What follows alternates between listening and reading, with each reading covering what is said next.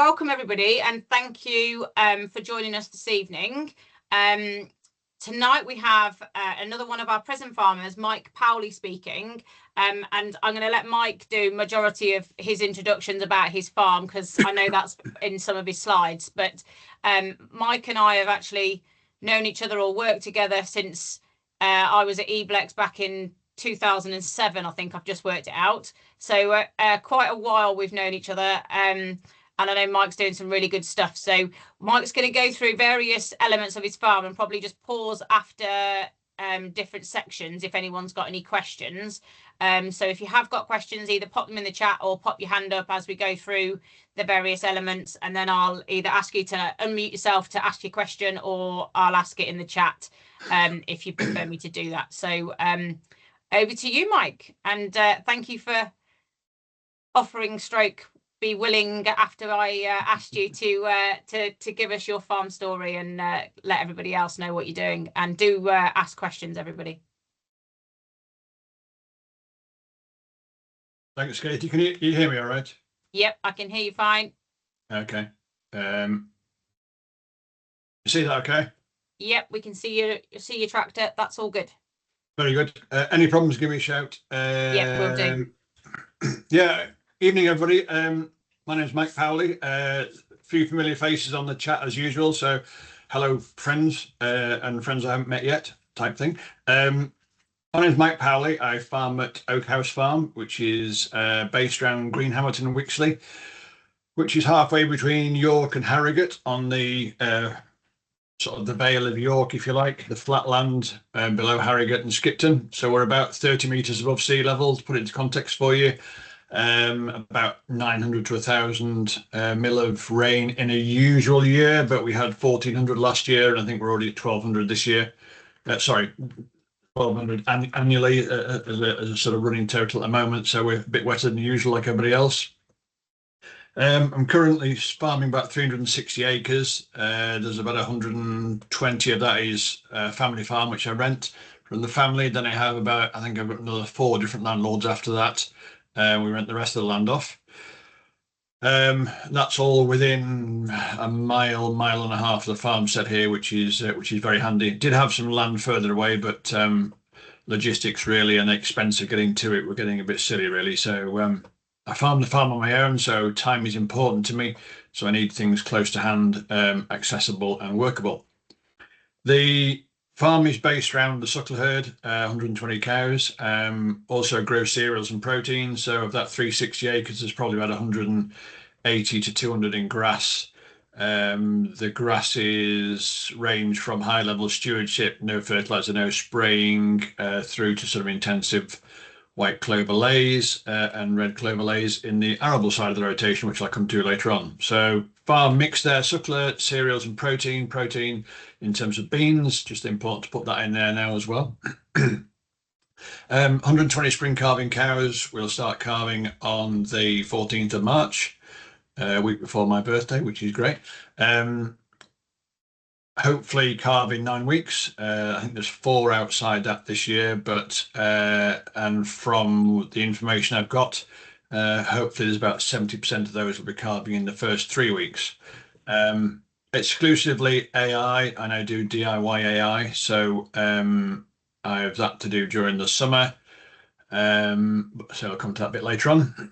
So the idea in terms of feed is to be as self-sufficient as possible. Any feed you buy into the farm, there are costs involved in moving that in. There are people that are taking wages out of that feed as well, and a profit margin as well. So basically try and keep it all in-house and hopefully absorb as much of that cost and profit as possible, really. The enterprise synergies between the suckler herd and the grass and the cereals, which I'm farming regeneratively, are really important. And then there's regen agriculture at the bottom there, which we'll talk about a bit later on. So basically, I'm going to try and split this up into 3 different parts. So talk about the breeding to start with, and then the feeding system and the regen side of it, and you'll start to understand how that dovetails into the cows. and then a brief bit at the end about the farmstead that we built in 2018, 2019, which is really a very integral part of enabling me to run the farm on my own. So I do employ contractors. Excuse me if I keep saying we, I do mean me. Mum and Dad are still involved in the farm financially, but Dad's 84 now, so he's enjoying his farming because he basically just drives around and tells me what's wrong, which is great. Keeps an interest and keeps him going.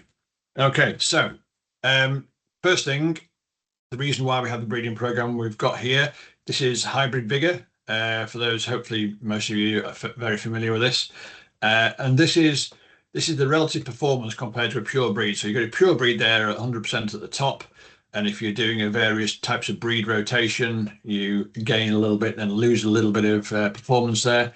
But the one that I was interested in is the half-bred dam and the terminal sire. So a crossbred cow and a terminal sire from a different breed. So compared to the purebreds, that's going to give me nearly a quarter extra performance. And this performance is measured in daily live weight gain, better fertility, better health, etc. And these are the figures that were done, I think, at Clay University in America, where they did a lot of this research. So these are the actual figures. Don't be hoodwinked by any other figures that particularly the Stabilizer Association might put in front of you. So what we're doing here is taking South Devons, and this is a typical type of South Devon heifer. We are pretty much the closed herd here, but we have bought in more South Devons recently. So we've been closed for about 15 years, and we're now sort of buying a few more South Devons in to bolster numbers up and push numbers to capacity in the buildings, which you'll see later on. So a very typical South Devon heifer here. Choosing South Devons because they're extremely docile, they're extremely maternal, really good to work with, very good grass converters. They came out top in terms of feed conversion efficiency when Clay University and Leachman's did their initial research. The only reason they didn't put South Devons in the mix was they couldn't find enough genetic material in America at the time when they started to design the stabilizers. And that was Lee Leachman's son that told me that while we were over there a few years ago with Asda. So take a South Devon and cross it with an Angus. So we're AIing this and we're using female sex semen. This is the sort of perfect type bull that we're looking for. So this is Skyr Dalton, originated from Orkney, I think. Happened to be at Genus's bull stud in Ruthin just before the new year with Asda and ABP, and saw him and was extremely pleased with what we saw. So the reason, so a South Devon Cross Angus cow is the future here. Been doing this cross for 2 or 3 years now. Previously, we were crossing South Devons with Limousin's and also South Devons with Norwegian Reds. The Norwegian Reds to bring more fertility, milk, etc. back into the cow. Issue with that is they're a bit too dairy. The South Devon haven't straightened them out quite as well as I was anticipating, and they're costing me a lot more money to feed during the winter. So a herd of 120, I would estimate, is costing me about another 10 grand to keep at the same condition score as a group of South Devon Cross Angus cows, which obviously is important. So reasons for choosing Skyr Dalton. Totally believer in EBVs, and this is Skyr Dalton's EBVs. So the real criteria, as far as I'm concerned, in choosing a maternal bull, so that's what I'm looking for, is a bull with maternal traits, easy calving. If I can't calve it, I've got a dead calf, I can't fatten that, so that's absolutely no use to me at all. And shorter gestation length as well, lighter calves, perfect. And then the next set here of green suggests that he's going to be extremely fast growing, good milk figure there as well. So we're looking at maternal traits here. Scrotal size bigger. It's transmissible between the bull and the cow, so the bigger the bull's scrotum, the more fertile he is, and that fertility is passed on to the cow. And then a bigger, heavier carcass. The only downside to him, from my point of view, is his fat depth. He's leaner. I would prefer it if he was fatter. Basically, I want these cows to put as much condition on as possible during the summer, so I've got to feed them less during the winter. So they harvest the grass, they store the grass on their back in terms of fat, and during the winter I can feed them less relatively expensive feed. So his terminal index and his replacement index there are fine. So that's the reasons for choosing him. And this is what we end up with. Not a remarkable heifer to look at, but this is the type of heifer that we're looking for. You can see the length in this animal from the South Devons, a bit more squareness around the back end from Skier. Having seen him, he's a really chunky, square bull. I'm sure Katie wouldn't mind agreeing to that. You were there, weren't you, Katie, at Ruthin? I can't hear you. Sorry, I was on mute. No, I wasn't there. Oh, you weren't there. Sorry. Yeah, no, I haven't seen him. Yeah, Megan was there. Sorry, my apologies. So this is the type of cow I want for the future, and I know that animal's genetics are where I want to be. She has all the attributes I want, and you can see around the tail root there, she's looking after herself. She's got some condition on her. This was in the middle of November this year. Well, last year, 2024. So she's now in the shed here with the rest of them on silage and, well, reduced. They're not on ad lib silage because they'll get even fatter. So they're on reduced silage and a trough of straw in the shed just to make things really simple and cheap for us here. So this is the cow stood in the back here is the same cross by Dalton, but a year older. So for the first calving, I'll put a Limousin on them. So this is a Limousin called Dalton, which is from Genus. He actually is quite a good maternal Limmy bull as well. But the main thing is with him, he's got really easy calving.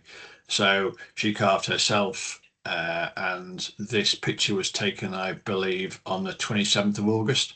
And it just this bull calf just kept rocking and rolling. He was one of the first ones born, so he was probably born third week in March. But this is the type of performance that I want from my cows. Nice bit of milk today. You can see obviously he just fed as well.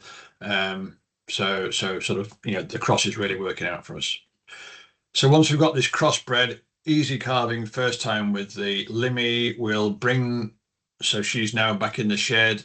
She's actually on ad lib silage at the moment because I want her to grow on in this sort of second winter of hers.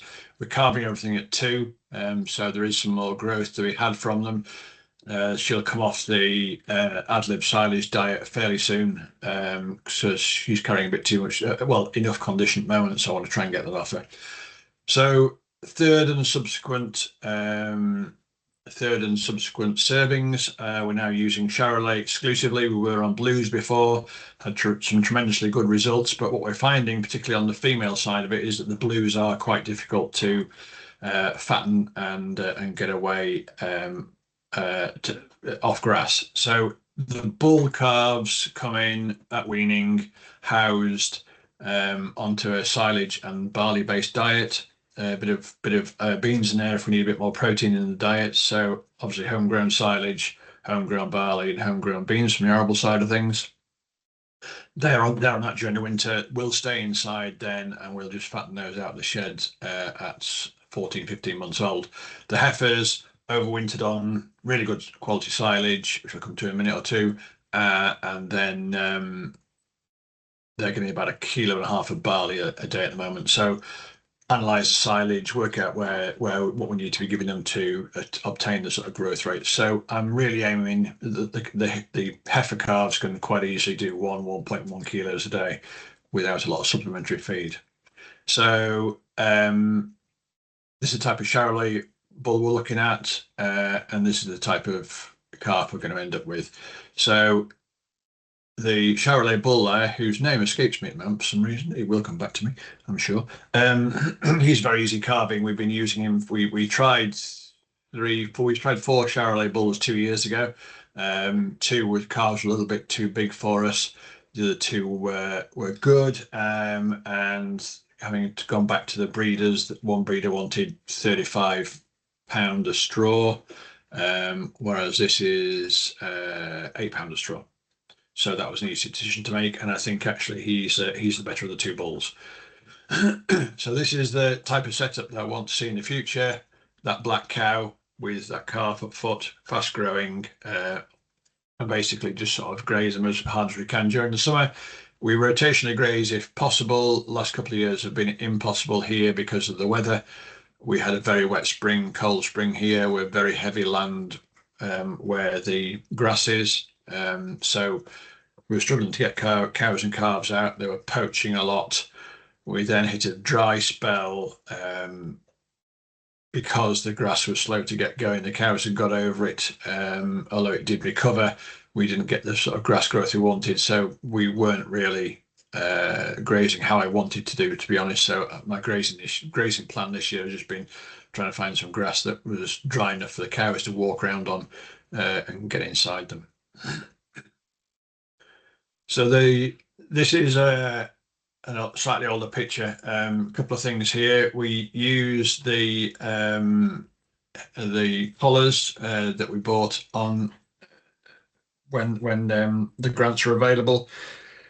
So we're running some collars, which all Flex are now selling, and we also run some pedometers, the Genus ones, to spot anything that's bulling. So I'm doing all this on my own. The cows are out at grass in one group of sort of 100 cows. The tech's picking up the bulling for me because I've also got the arable side of things to run, and we're making silage and doing everything else. I do see the cows as much as I can and really enjoy walking around them last thing at night when it's going cool, and the calves are skipping about. That's my relaxing time, really.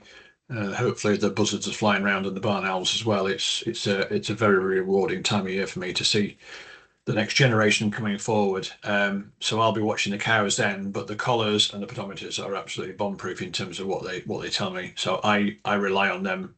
I will rely on them 100%. And I just go out on my own with a geared electric fence reel, walk into the group, sort out the cows I want with a fence reel. I can literally lay the electric fence on the ground. They're all electric fence trained as calves. You can see electric fence behind her there, keeping her off some old fence next door. So lay it on the ground, walk into the group, sort out the ones I want, and basically sort of make a sort of L shape and come back out the group with them. The old cows are pretty well trained. They know where they're going. And I'm sure one or two of the very old cows realise the day after their bulling I'm going to be after them. So they will pretty much walk straight to the gate and out in the field. So the grazing platform here was about 88 acres. I've just taken another 38 on this time, and there's another 28 after next door as well. I want to be growing more white clover, less fertiliser from a carbon footprint point of view. It's one of the sort of things that I'm aiming at to try and reduce our carbon footprint further. So that means there's a bit of travelling to do, but once I've got them out in the field, I have electric fence corridors set up so I can easily move them back to the farmstead and the service facilities, which hopefully I'll show at the end of the presentation here. So that's pretty much where we are in terms of the breeding programme. The important thing there is the grass sward which you stood on. So a very high rate of white clover. It does take a little bit of time to get going in the spring. So once these swards are established, I will just give it maybe 100 weight of nitrogen fertiliser with a lot of sulphur in it, just to kickstart it in the grass in the spring. Once the soil warms up, the clover really kicks in. So the intention is to try and keep sort of below 70 or 80 kilos a hectare of nitrogen every year from now on.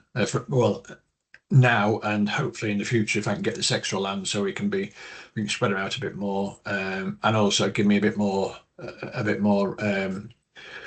insurance area, because if we keep getting these variations in the weather patterns, it's going to be important to make sure I've got grass in front of them. We've definitely not got the performance out of the calves this year because of the conditions that have been kept in during the year. So it's well worth renting because of the schemes available now. We can pretty much pay the rent from the subsidy that's available for growing legume mixes and obviously herbal layers as well. So the more area we've got, the better. Okay. Is there any questions at this point, Katie? Harry, have you got a question? You did put your hand up a while ago, but I obviously said, can we do it at the end of this section? So if you want to unmute yourself, Harry, and oh yeah, I didn't quite catch when you talk about hybrid vicar. You said said something about the stabilizer.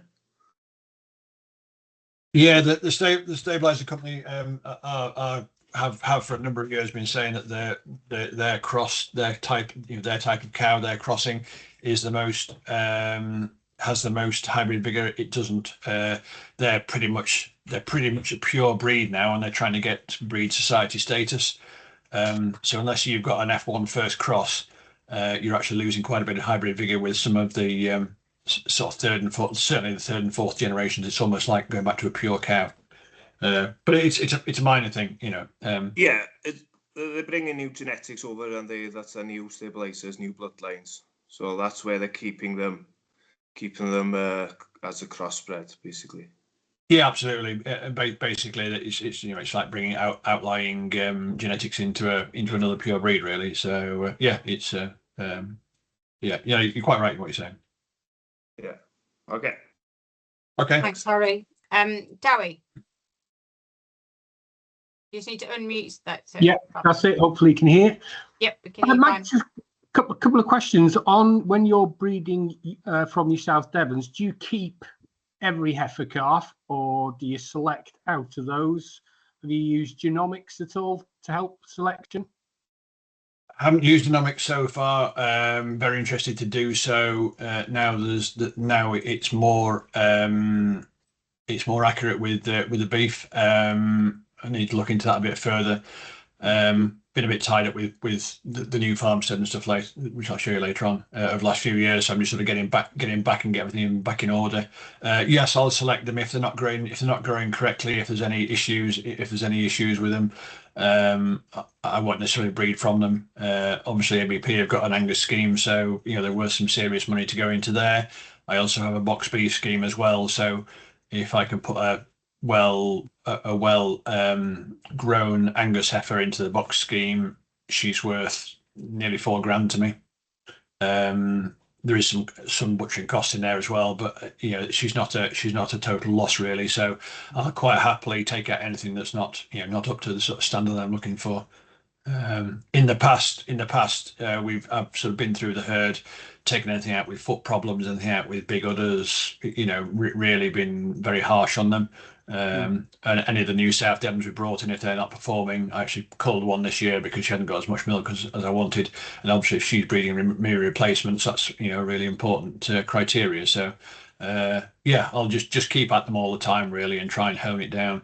A really important thing to say at this point in time is I used to think that 20% of my animals you should take 80% of the time. The reality is that 10% of my animals can take 90% of the time. So that's to say that the 10% that need attention take a huge amount of your time relative to everything else, and you take your eye off the ball. So if I can avoid having those ones that need attention, that's great. And the same applies to if they're at all dangerous towards me at calving or anything else, they will go out the door. I won't sell them to anybody else, especially if we don't have very many, to be honest, that have temperament issues because of the South Devons in them. But anything that we do, I'm not happy with, I will kill rather than sell to anybody else. Mm-hmm. So we're I am at it all the time, if you like. Fine, thank you. Okay. Mike, there's another question in the chat. Are you worried about biosecurity buying in heifers? Yeah, obviously we've been closed for sort of 15 years, definitely. But these are from somebody I know very well. They're bought from one herd. He is in the sort of gold standard South Devon Breed Society, both fertility and health scheme. So we know exactly where they are. We have recently been testing here for Yoni's, IBR, BVD. I vaccinate for BVD and IBR. We found 3 Yoni's cows which we weren't expecting, which we isolated and culled last year. Retested this year, no Yoni's. Hopefully that'll continue like that. Anything that comes onto the farm. So these new South Devons, there was 18 last year and 10 the year before, and they were all isolated and tested before they went into anywhere near my stock as well. So I'm doing all I can for it, really. We've also been through the herd this year looking at worm burdens to make sure the worms are working, which they are extremely well. We've got no fluke and no coxy in them. We did have some coxy in the calves in the spring, but obviously we've managed to control that. And there's nothing showing up at all anywhere in the bloods we've taken this autumn from the calves. So we're just about to look at blood minerals as well. We don't feed any free access minerals. It's using boluses with selenium and iodine in. So we've just done some sampling on the silages and the barley, and they're all fairly okay in terms of minerals. Calcium is very fractionally low, so maybe look to maybe put a bit of calcium flour on the in the mix in the future just to balance that out a bit. So yeah, it is a potential problem. To be honest, the biggest problem I've got is my neighbours. Two of them are ex-dairy farmers, and they think they can keep the suckler cows they've got in now with 2 strands of barbed wire they used to keep dairy cows in with, and they're just all over the place. So yeah, they're a bigger threat to me. Okay, right, we've got 3 more questions and then we'll move on to the next bit, and then obviously we can do other questions at the end. Do you use Palbic scoring for your heifers? Yes, we've the South Devons we bought in over the last 2 years. We've checked all those, and we've checked all our own for about the last 5 years. No problems at all. They're all was it 140? Is it like 12 by 12 or 12 by 14? They're all, they're all fine, which is really good news. Okay, that's good. And why didn't you serve some of your better cows with South Devon instead of buying in heifers? We've just built the new buildings. We built those in 19. At the time, we had about 90 cows. We then had a very bad fire in 21, so it burnt half of one of the buildings down and a quarter of the big shed you'll see later on. So I was limited to how many cattle I could have. And one of the things really I wanted to do was get back to the 120 cows as fast as I could. That's what the buildings and the system's designed for. That's about as many as I can manage on my own. So the quickest way to do that was basically just to buy some, get some more South Devons in, and crack on with the replacement policy. Really, to say we had been using Norwegian Reds. They're doing a job for us and they're very fast growing, but the cows are costing me too much money, so I want to try and replace those as fast as possible. So that made more sense to get the South Devons in quicker. It's one thing we've definitely learned in the past when we originally came into this cross, which is about year 2000. When we first started looking for South Devons to do this crossing work rather than buying in heifers every year, was that the faster you can get on with it, the better. So I'm quite happy to put some money into it and do it that way. Okay, Fab, thank you. And how long does it take cows in? How long does it take to get the cows in for AI each day during the breeding season, and the pros and cons versus seeing like synchronization, I guess? Yeah, we synchronized some heifers this year and last year just to get them at the start of the calving pattern, and we could use the sex semen as well. I'd only just learned. It was my first year, not last year, the previous service year, doing AI, and it's the most difficult skill I've had to learn. I don't know how many people out there do AI, but I was warned it was difficult, and it is. But once you've got your head around it, it's okay. But it does take a lot of learning. So we synchronized the heifers last year and this year as well. Just take the pressure off me a bit, to be honest, and also give us that sort of big hit at the start. We didn't use sex semen on the Angus last year. There wasn't any available with the bulls that we wanted, and we ended up, I think, of the 18 that we served with Angus, we ended up with 3 heifers and 15 bulls.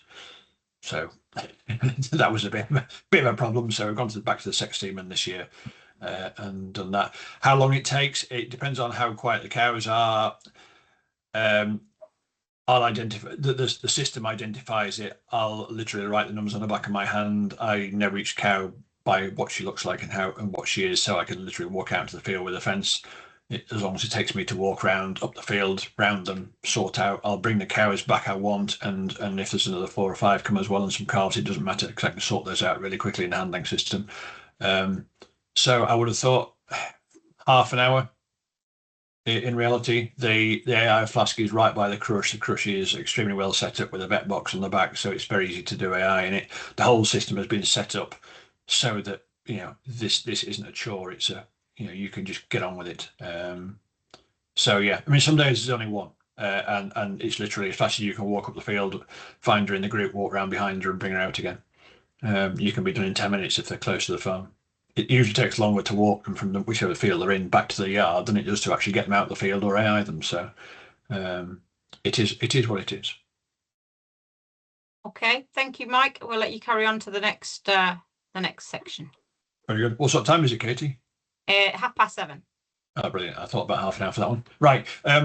Just flicking over onto the arable side of it a bit, because this is relevant in terms of the feed that we're growing for the suckler herd. So I was saying before about the synergies between the two sections. So my rotation here now is 3 years of a red clover ryegrass mix. So 2 different varieties of red clover and high sugar ryegrass. So what I'm trying to do is basically grow a complete diet. So I want a high protein, high energy diet. After 3 years of red clover, we go into a wheat, then a winter barley. All the wheat sold off the farm. On average, it's about 40 acres of. So on average, there's about 25 acres of each one of these. So 50 acres of wheat every year. Hopefully, there's a couple hundred ton of wheat there to sell, and probably 100 ton of barley, 150 ton of barley, somewhere around there. So 3 lots of grass, particularly if I'm taking new land on, really important. And we'll come to the soil structure thing later on. Into a wheat, then a barley, and then a overwinter cover crop. So after the winter barley comes off, hopefully back into July, put some muck on, plant the cover crop. I'll come to that a bit later on, and that's to go into spring beans. So spring beans, we can usually get in the region of about 2 ton an acre, which is a pretty good yield.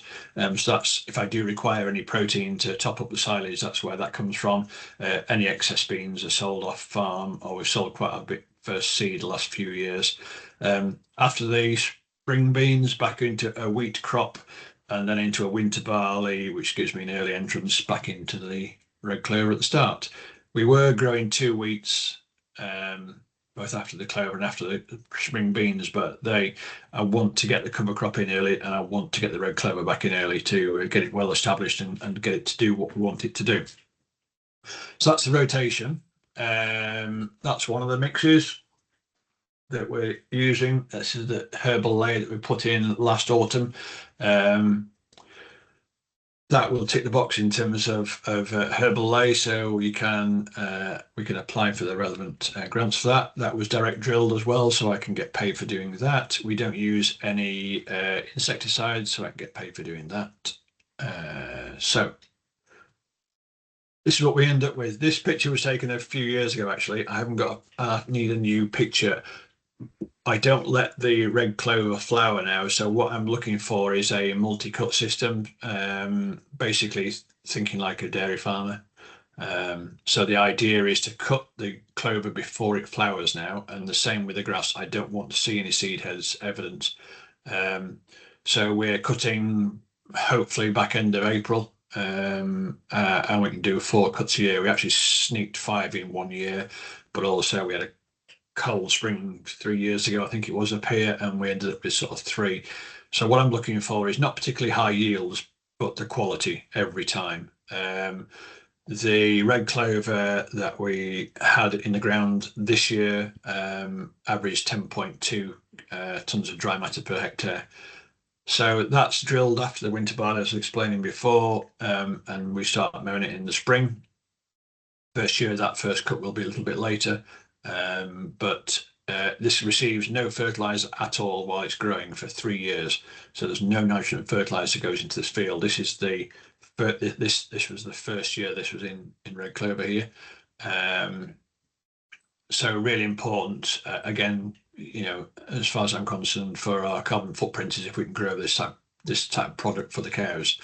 So mow it with a mower conditioner, mow it as high as you can. So we're looking at like a 4-inch stubble there. The stems that you leave on the bottom are pretty irrelevant really, because the nutritional value is very limited. and the bounce back we get from this, leaving a really long stubble. So basically that coon mower is wound up as far as it'll go.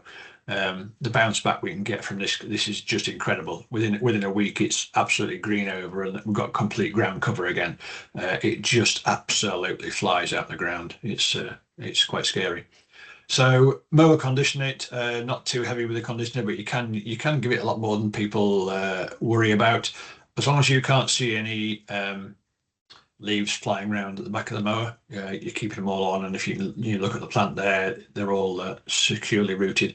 So we'll drop that in the afternoon, go through it with a Teagle swath wilter, which is a bit like the old cock pheasant type tedders, so not a rotary type like a hay bob, but the rotor goes the other way, if you know what I mean. So it lifts it off the ground, flicks it up in the air and drops it.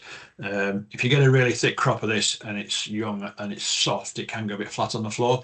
So if you can leave it 24 hours or whatever, and just go through it, the stems have just started to go a little bit drier and a little bit stiffer, so you can actually stand it up really well. So if you do get a bit of breeze as well, that blows through it really nicely.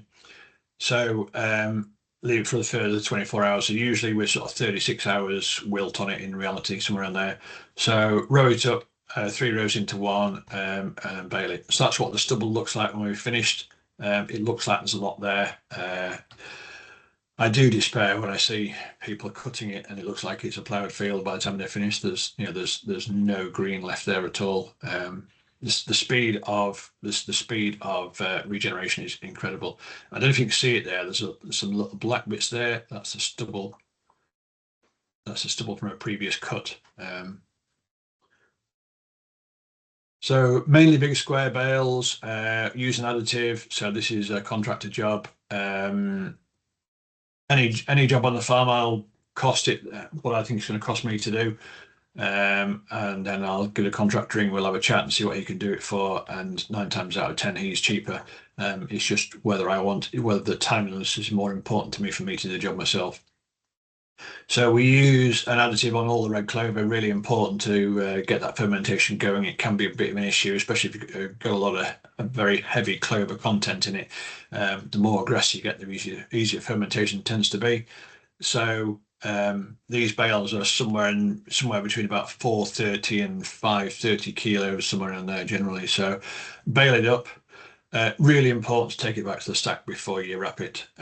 Again, this is so they bale it, I cart it, they wrap it and stack it, and this is all done straight away. So literally, I'll be chasing the baler up and down the field. 3 trailers, one I'll drop at the wrapper, one will be on the move, and one will be back in the field being loaded. So if my daughter's around, she loves a bit of cash, so she's really very good hand on the tractor if anybody needs help or anytime. So she enjoys that. So we can wrap about 50 bales an hour with this system, and it's surprising how much work you can get through in a day. So we're putting 6 layers of wrap on that. Really important to get that extra 2 layers on, pays for itself absolutely, hands down. So we're trying to produce that quality product at all times. When I make the seed bed at the start of it, make sure that's really flat, firmly rolled down, get all the stones down, get rid of all the molds before you start. And then the other thing is as well, if it's a nice flat field, the contractor likes coming because he knows he's not going to smash his machinery around. He can go down the field as fast as he wants and get a job done. So he actually likes coming here compared to some of my neighbours because they are pig farmers and they're not very good at growing grass. So it all helps. So this is the type of analysis that we're aiming for. So this is second cut red clover silage from this time. This was actually only on the ground about 27 hours. We had some really, really stinky hot weather, and it dried it out unbelievably. Because we're cutting it 4 times a year, we don't have a massive swath. So you're not trying to you haven't got a big heavy swath trying to get the water out of it. If you put, I don't know, 100 kilos of nitrogen on a hectare and you've got a massive big lush crop, you cannot get that water out of it.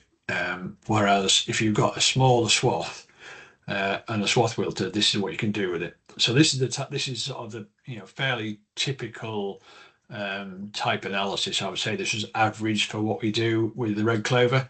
So what we do is say stack it in heaps. We use red, white and green wrap, and every cut out of every field, I'll make a note of it as to how good I think it is. And in the autumn, the best 4 silages will analyse, and then we'll sort of pick it from there. So the idea is to feed the best quality silage to the smallest cattle. So the weaned heifers and the weaned bulls get the best quality silage. The growing heifers will get the next best, and also the growing heifers that are in calf, if we've got enough of it. And basically the cows get the worst stuff.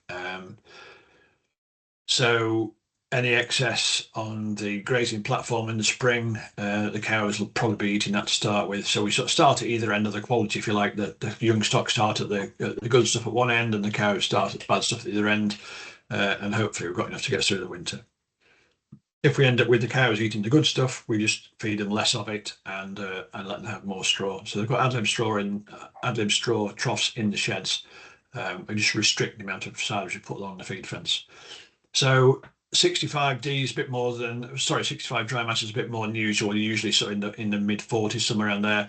Protein's a bit lower than usual. We're usually about 18. D value of 70. We usually sort of 70 to 75 in that sort of area.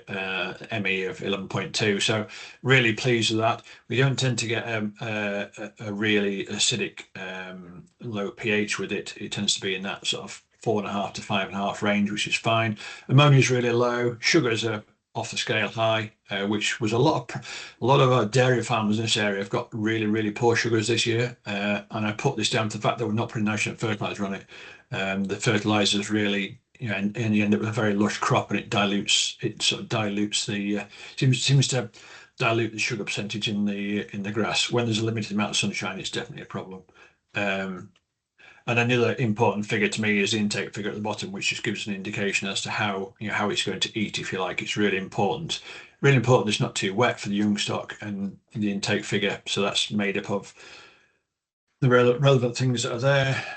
Flip it over on the other side. You've got most of it on the right hand side of the graph, a bit like an EBV graph, really. Really pleased with those. Acid loading isn't too high, which again is really important for the young stock. So that's what we're trying to grow. The reality is, I think I did some work with Liz before she moved on last year, and we looked at a bale of silage, very slightly better analysis in this. I think it was about 17.8 or 18% protein. So we basically compared it to a bought-in concentrate feed, because it was the same analysis as the bought-in concentrate. Obviously, it was less dry matter. So we accounted for the dry matter and accounted for the bale weight. We weigh quite a lot of the bales, because I've got a weigher on one of the loader tractors, so we know exactly where we were. And I think we took a quality dairy concentrate at sort of 18%. I think it was 360 or 380, adjusted for the dry matter as well. And you do the calculations, there is 112 pounds worth of feed in one of these bales. Now, no matter how costly your system, there's no way that's going to cost you 112 quid to produce. So I think that is extremely efficient and extremely cost-effective feed to produce. And as I said before, low carbon. The other plus side to the red clover is the fact that it's a fantastic soil conditioner. And this is really important for us on the regen side of things, because we're not ploughing anymore. We're not cultivating. So basically, I let the roots do the work for me. So you can see in here, we've got at the top of this here, red clover plant obviously sticking out the top here, and the grass mixed in with it. The tilth here at the top where we want it down to a couple of inches, and then quite a broken subsoil. This was down to about 7 inches, I think, somewhere around there. That's pretty much where I want it to be. That was after 3 years. So the red clover also does a fantastic job of restructuring soil for us. And that's this type of root system you get from a walnut red clover plant. Okay. So that red clover plant is fairly well getting through that soil there. The other important thing is that when we finish with it, in the 3 years, we just round up them all off. All those roots stay where they are. We don't plough. So as those roots die off, those are all pathways for nutrients and particularly water to infiltrate into the ground. It also gets oxygen really deep into the soil. So those roots will, the roots will go down, the tap roots will go down 2.5, 3 feet if they've been in there for 3 years. So this is a two-year-old plant. So really important for us to get water, oxygen, nutrients into the lower soil depths where the soil biology can really get a hold of it and work with it. So hopefully this video works. This was from 2023 when we had that drought. Hopefully you can hear the audio on it.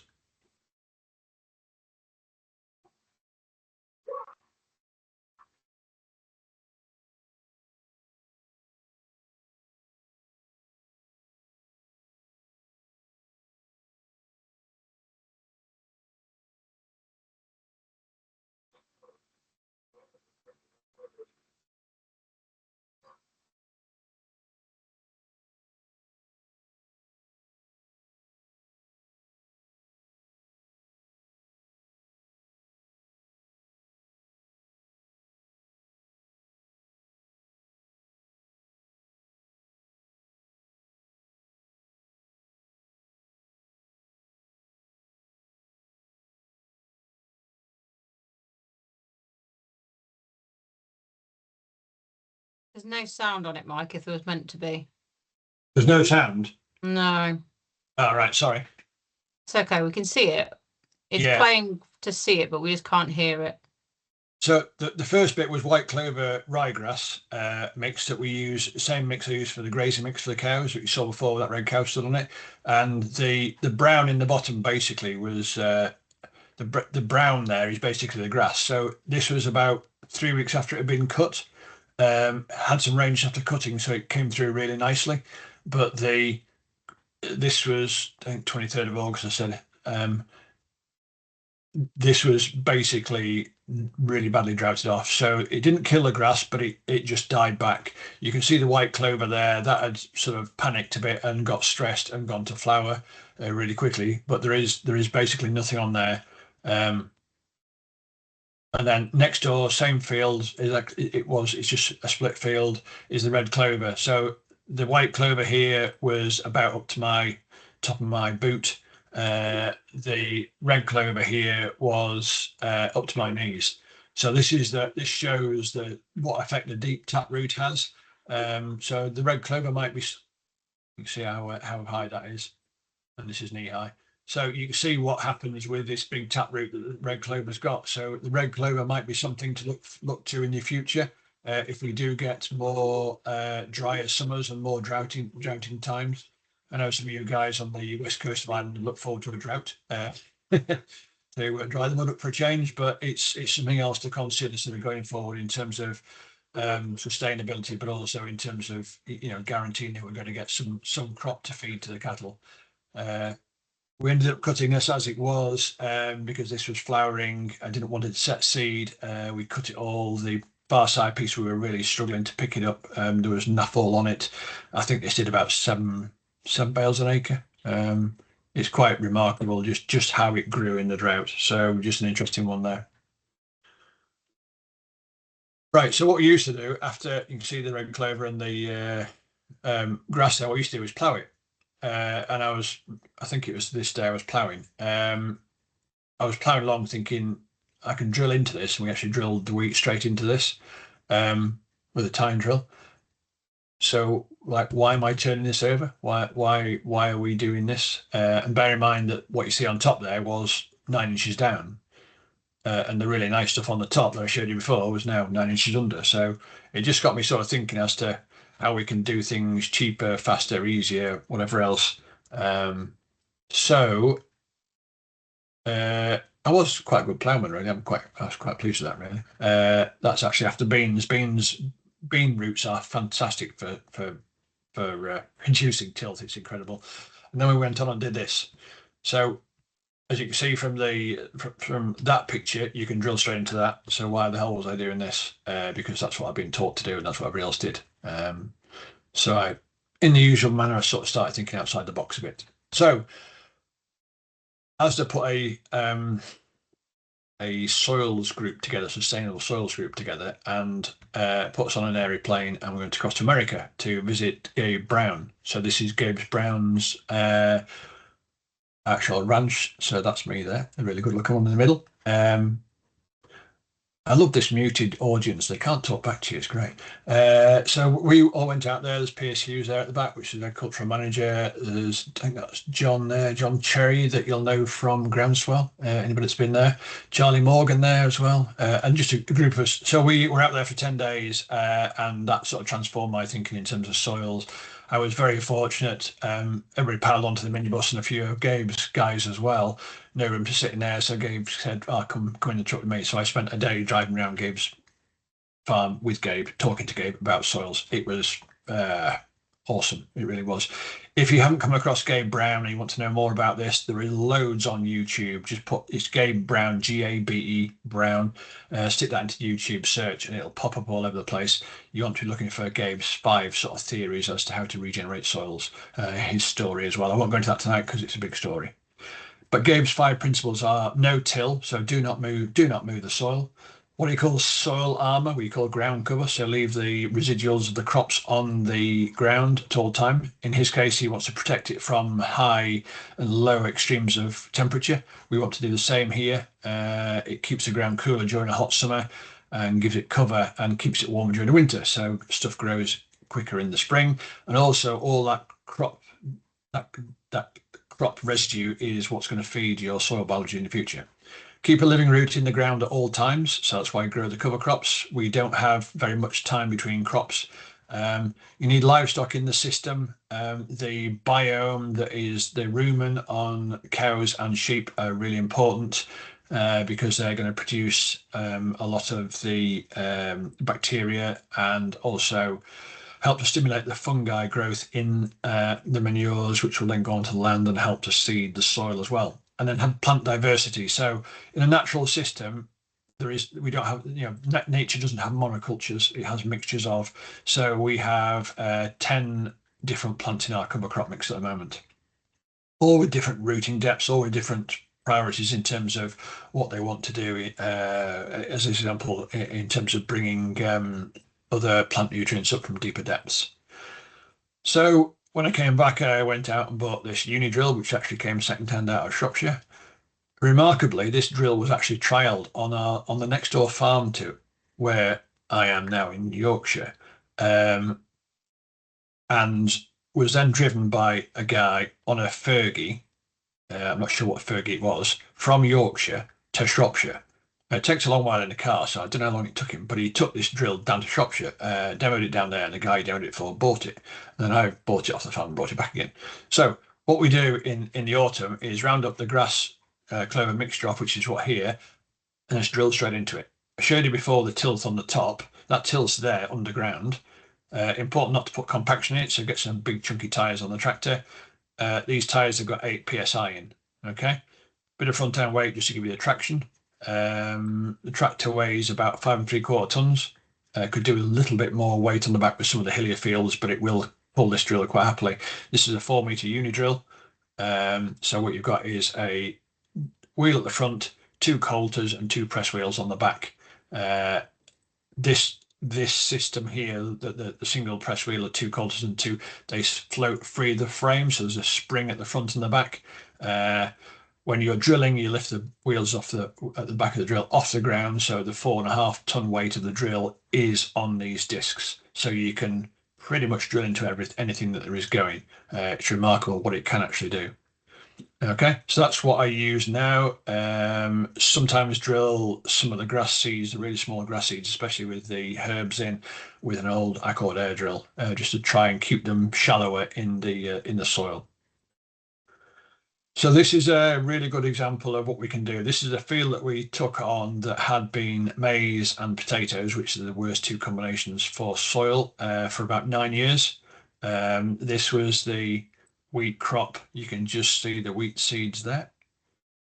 Obviously, anywhere that's black, that's totally anaerobic, and this whole 30-odd acre field just stank. And this was actually the field that I showed you before in that video. So the first thing we did, the wheat crop failed. We took it on in the spring. went through it with a subsoiler because the potatoes had put a huge amount of compaction in, and put the grass mix in. So we went from that to that, which is pretty much, I think, a perfect soil structure, complete with worms as well, which is always good. In 4 years. So this did have a little bit of fertilizer at the start. It's got quite a lot of white clover in as well, because we've got enough red clover in the rotation, and there was a chance that we could possibly graze this field, so we went for the white rather than the red. But this is 4 years of basically the roots just doing the work for me. And you can see the tilt at the top here as well. That was ready to go back into wheat if you wanted it. So absolutely remarkable. And if you want a split screen there, that's it. So it just shows the power of roots and the power of the soil biology there. So we measure the soil biology by how many worms we've got, and in a field where somewhere in the region of, we don't obviously dig the whole hectare up, but we're somewhere between 5 and 5.5 million worms per hectare. And all they do is come up to the surface, bring all the dead material down into their burrows, and eat it. If you find a worm midden on top, they come up at night, flail their tails around, collect all the dead material and pull it into the ground. So if you go and look carefully, you'll find some bits sticking up. Get hold of it carefully and lift it out, and you'll find a hole underneath it. If you can follow that hole down, you'll find all of the other material they've dragged down there, and that's what's going to feed your soil biology. So the soil biology starts at a very basic level with your bacteria and your fungi, and you've got various levels and different types of animals in there that provide the food chain, and basically the worms are the sort of the top predators. So if you can count the worms and they're healthy, you know everything else below it on that food chain, and you've got a good fungus bacteria balance as well. So get the pH right, get the grass right, don't harass it, just cut it, don't graze it if you can help it, and it'll help form that topsoil. So that's after, say that'd be about three or maybe 4 years later. So this is to say is the done way we drill now.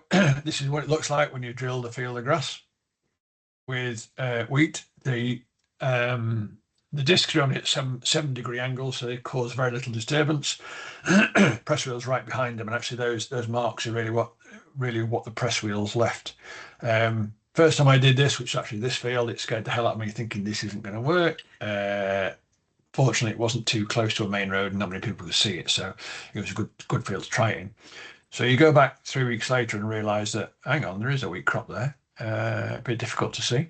None of the locals realised what we were doing. They thought they weren't quite sure what we'd done, whether we'd sort of done some minimal cultivation or whatever. But that's what you get in the autumn. Just note the amount of dead material there. By the springtime, same field, in the spring, that dead material has disappeared because the soil biology basically pulls it underground. It doesn't rot off on the surface and it doesn't blow into the hedge back. The soil biology pulls it in and feeds itself.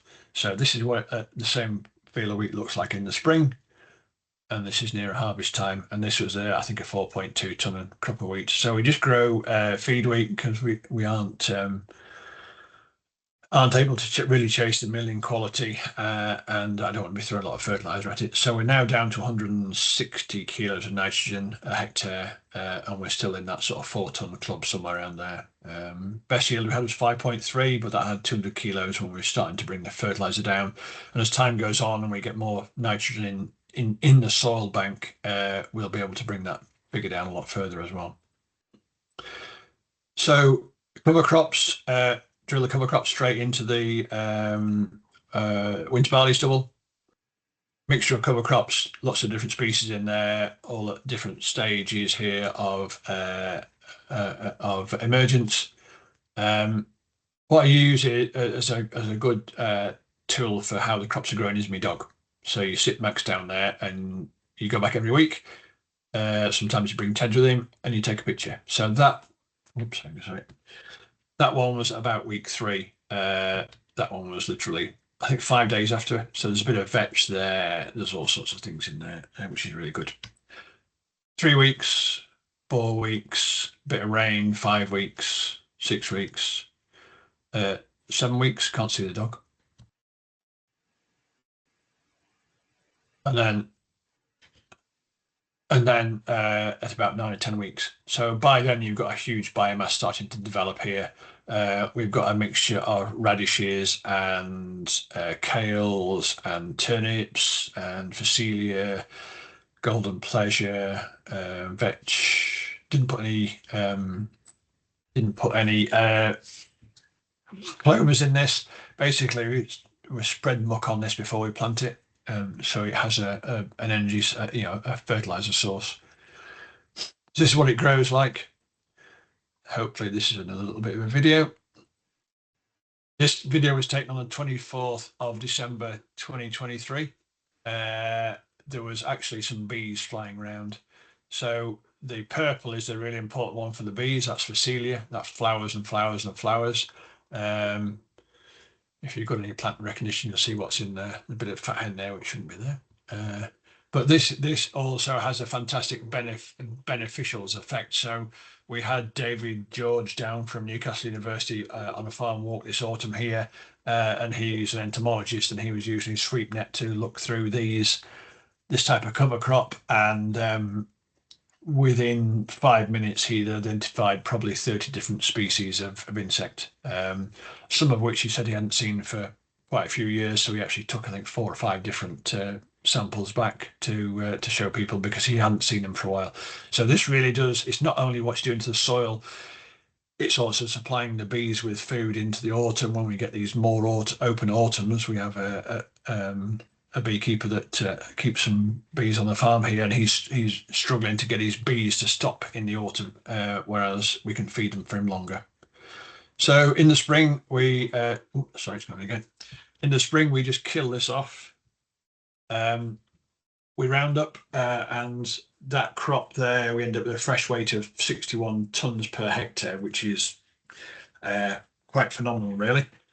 So this was just the above ground biomass that was there. That crop captured 372 kilos of nitrogen, 110 kilos of phosphorus, and 330 kilos of potash.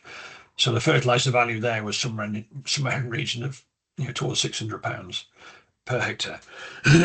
So the idea is that the nitrogen that the red clover fixed, and the red clover is doing all the good work underground in the soil, we're then taking the crop off and we're feeding that to the cows, so getting the benefit of the live weight gain from there. And then we're composting that muck in the sheds and then spreading that back onto the ground to try and get it into the soil biology. So spread it on the ground, it grows in the cover crop, which then is in a very stable form in the biomass. The soil biology will pull that underground and store it there. So we will start to build up a nitrogen bank in the soil, which we want to do going forward. So this is what it looks like in a fairly extreme state. So this is with the old drilling tractor. This was a fairly typical cover crop, going through it with a uni drill, and the uni drill just pumped straight through it. It was literally as tall as the bonnet. You can forget about using your bout markers. You've just got to use a rule of thumb a bit, or keep your fingers crossed. I don't have GPS because it's too expensive, so it's a challenging day's work. But the drill can do it, and the piece on the left there, which you did going down the field, that's drilled with beans. So this is what we get. Again, use the dog as a height marker. Nice fit bean crop, lots of flowers higher up. Tend to use a slight higher seed rate than a lot of people. And we're somewhere in the region of 2 ton of beans per acre. And again, the beans have a fantastic impact on the soil. What they can do in a very short growing season is absolutely incredible. And then after that, so you can see how friable this soil is. This is after beans. So we combine the beans, spread the straw on top. This had a bit of muck as well, and then straight back in with a uni drill with the wheat in it, and off we go back into the arable rotation again. So as far as I'm concerned with the regen, speed of operation, I can drill in an hour and a half what used to take me a day to plough, power harrow and drill. I'm using, on average, I used 7 litres per hectare last year to drill it. I'm not using the steel because we just ain't using the plough or the power harrow. Inputs are going down, so we're not using seed dressings anymore. I haven't used those for donkey's years. We did use some slug pellets on 10 acres this year, but it's the first we've used for probably 6 or 8 years. We're using less nitrogen. We're not using, say, seed dressings, and we're not using insecticides. So we're building up the beneficial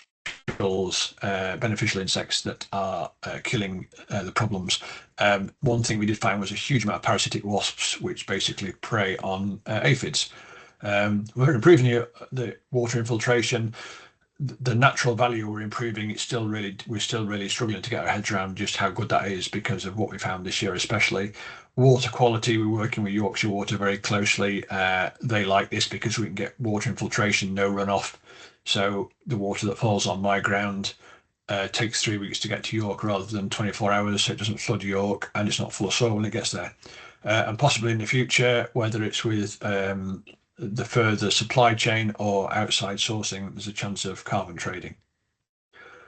Okay, that's pretty much got us to the end of that section. If you want a quick chat, any questions? Yep, I have quite a few questions in the chat, Mike. What pH do you like the soil to be for a good crop of red clover? Yeah, obviously not too acidic. Basically, just the same as the grass. So whatever you're comfortable with your grass, will work pretty well. Ideally, sort of that 6 to 6.5, 7, somewhere around there. 7's maybe a bit excessive, but it's not. Red clover grows a lot better than a lot of people say. You know, they always say don't grow it on heavy ground and don't grow it on wet ground. It does seem to get on better than a lot of people would say. Okay, thank you.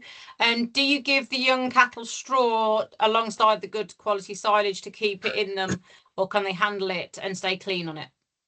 They can handle it and stay clean on it. I'm really looking at the muck that comes out the back of the cattle in particular to assess and guide me in terms of how much protein to put into the diet, as well as the silage analysis. The problem with the NIR silage analysis is it doesn't always pick up all the protein in the red clover. And the wet analysis just takes a long time, and I'm not sure how accurate that is. So often, like that silage I showed you before, I think that's feeding with more protein in than that.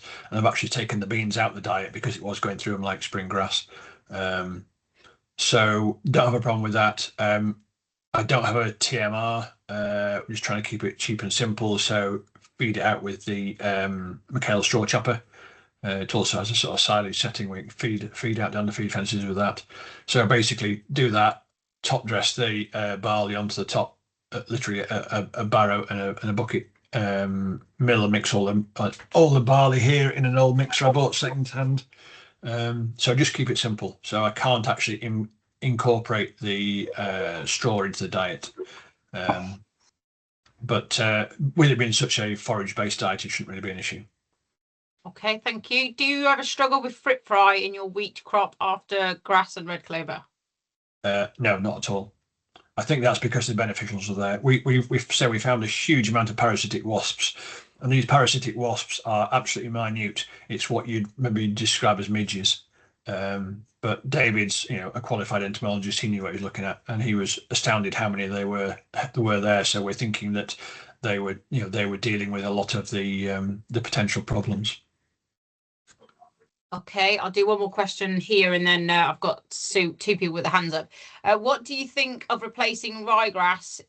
What do you think of replacing the ryegrass in your white clover lays with cocksfoot, tall fescue, and other deep-rooting grasses to mitigate effects of drought?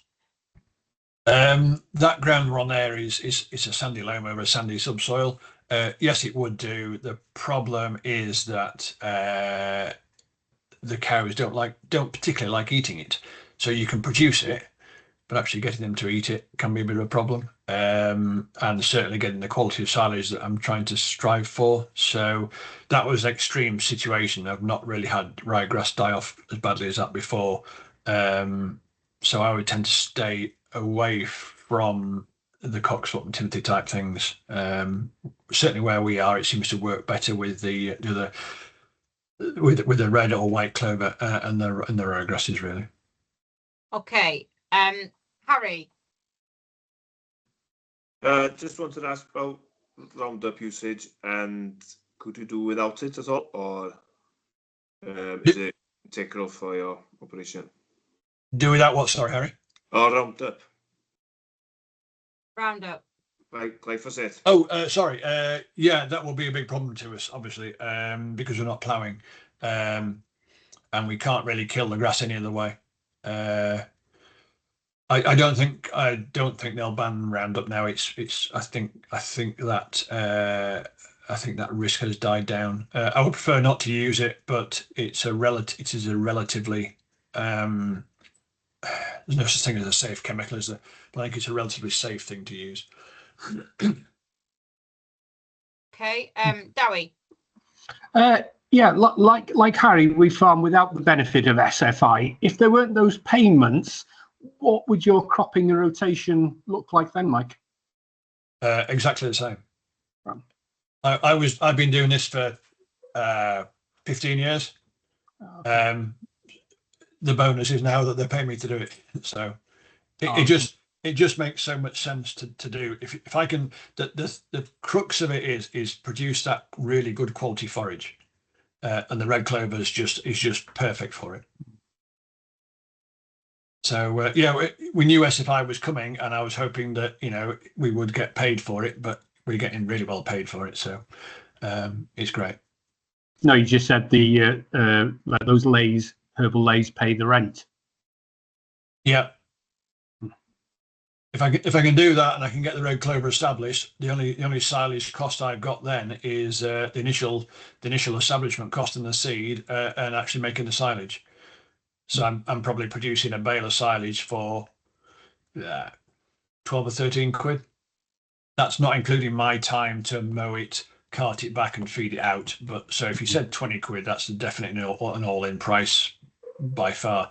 And a bale, as I described before, is worth well over 100 quid in terms of its nutrient quality. So crack on, really. I do. Okay. Thank you. Thank you. I'll just do another couple from the chat, then I'll come to the other one. Why don't you graze the cover crops? I don't want to graze the cover crops because we can't do it with cows because they would annihilate the soil during the winter, and to an extent the same with sheep. So I would recommend that you graze a cover crop if you are an all arable farm and have no cattle or FYM available to you, because the muck that comes out the back end of the sheep has that sort of biome effect and will help to kickstart the soil biology. It's really important to, I can't over stress how important the sort of the muck or FYM from ruminants is to kickstart this thing. So I wouldn't do that because I don't want them to destroy that top 2 inches of soil tilth that the cover crops are working really hard to produce for me. If I graze them off, you then have to go in with some steel of some sort and break that top up and try and produce a tilth again, and that's really what I'm trying to do with roots. I don't need to graze them off, and also I'm growing that cover crop purely to feed the soil biology. So if a sheep came along and ate it first, that's not really where I want to be with it. Okay, thank you. Have you tried bale grazing the cover crops with weaklings? Oh, that must be an Irish term. I've never heard that term, James. Maybe weanlings, is it? Maybe it's just a typo. I'm not sure. Yeah, if maybe wean calves. There's weanlings. Yeah. I thought so. Yeah. The problem is with the arable area where all of the cover crops are is that there's no fences, there's no water, and 2 of my landlords won't allow me to put animals on it anyway. So it's a bit stuffed. Okay. Do you graze any of the red clover swords, or are they all for silage? They're all for silage generally. We have grazed some off this year with some sheep that a friend put over them before Christmas because there was a lot of stuff there, and I was just a bit concerned that if we did get some bad weather, which we did do near around just after Christmas there, we'd have a lot of dead material in the bottom, which I don't want to then put into bales for silage. So he just went off and just sort of took the top off with that. We don't graze it with cattle because there's a big bloat issue. There's not a bloat issue with cattle if you make silage of it. But red clover is a fantastic crop for fattening lambs on. If you got maybe cut less off it and let it grow, it fattens lambs like nothing else you've ever seen. Just incredible. Okay. James.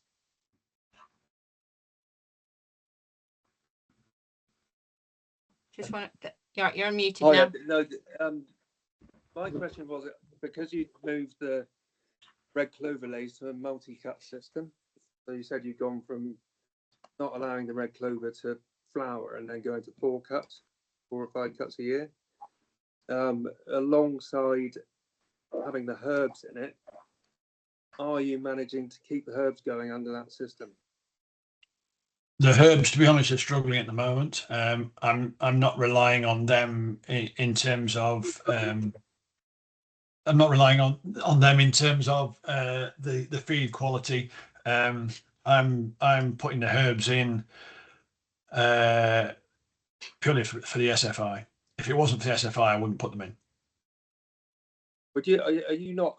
Because we're doing a similar type of thing, but I'm very concerned that sooner or later we're going to start having inspections to see that they'll want to see that the herbs are there for the full 3 years.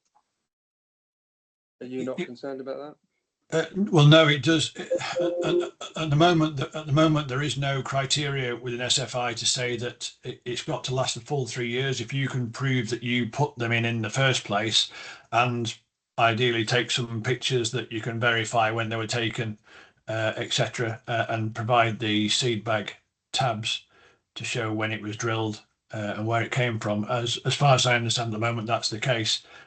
Because everybody's saying, and some guys on here that have been doing the herbal lays a lot longer than I have, that it is a real problem to keep them alive. So no, it is, and I get the wording on the SFI is that you establish it in the first year and maintain it for the 3 years. yeah, I'm very concerned about that. it should. I don't know. I don't know how you actually manage it to try and maintain that, really, to be honest, because the more you graze it to try and reduce the competition, the more you're going to graze those as well, and they are the softest and most delicate seeds you're putting in there, really, and plants that are in there, so they're going to take the hit the most, the fastest, if you know what I mean. So if your red clover lays are going in the autumn, are they, in your rotation? Yeah, if I can get them in, if I can get them in August, that'd be great. So that's why I took the second winter wheat out of the rotation and put the winter barley in instead. So that gave me the extra sort of 3 weeks or a month, 3 weeks hopefully, where I could get the clover in earlier, so that it was sort of well established, and you got to sort of 4 or 5 true leaves before the winter. So but when it gets going in the spring, that'll be the end of the herbs, I guess. The herbs that are going into the seed mix will be done for after the spring growth, because the canopy of the red clover will cut out the light anyway. Yeah, we'll have to the jury. I'm had them in the ground that long to find out yet. I'm actually wondering whether, because we're going to be cutting it more often and we cut at a very high height, a lot of those herbs will be growing in the bottom anyway. So we may actually cut over them. And if we defoliate the sort of the cover, the grass and the red clover off the top of it, we actually might give them a better chance to survive. I totally agree with you. If you've got a really big, thick, sward there, it's definitely going to compromise them. Yeah, my feeling is that the SFI has all been very good, and all these clover lays, but with the change of government, they're going to be looking to save money, and I think probably our time doing herbal lays under SFI is probably going to be short-lived. I couldn't agree more, to be honest. They're definitely after us, the government at the moment. So, but as I said before, to one of the previous questions, I was doing this before the SFI came along. So, if I've got to drop the herbs out of the lay, I'll just crack on with what I'm doing. It's the only reason they're in there is to claim that SFI. Yeah. Okay. Okay, thank you. There's one more question, and then we'll let you tell us about your homestead, Mike. And obviously, if anyone's got to go, then feel free to. But I think if you've got a chance to stay, you will enjoy seeing what Mike's created up there. So the last question is all your crops combined and dried, or are some of them crimped and whole cropped? Good question. They're basically all kept dry. So we sell all the wheat off the farm, probably half the barley, and depending on how good a quality forage I can make, quite a few of the beans, to be fair. There'll be somewhere in the region of 50 or 60 ton of beans every year, and if I use more than 4 or 5, that'll be it. So they're all just to try and keep things simple. I've no storage for crimped material anywhere, so it just keeps it simple. If we do, ideally, I'd like slightly wetter barley, but I'm relying on the contractor, and it's difficult to just balance it. If I can produce barley at 17 or 18% moisture, and prop corn it, that'd be perfect, because that barley rolls extremely well and it feeds extremely well. And obviously the propionic acid, which is in the prop corn, is a propionate, which gives the barley a lift in the energy anyway. So in the ideal world, I'd like to produce prop corn barley for what I do and sell the rest of it off dry. Okay, thank you. Great, thank you very much for the questions. Very inspiring. Right, so back in about 2014, we were looking at what we were doing at the time. Dad was active on the farm.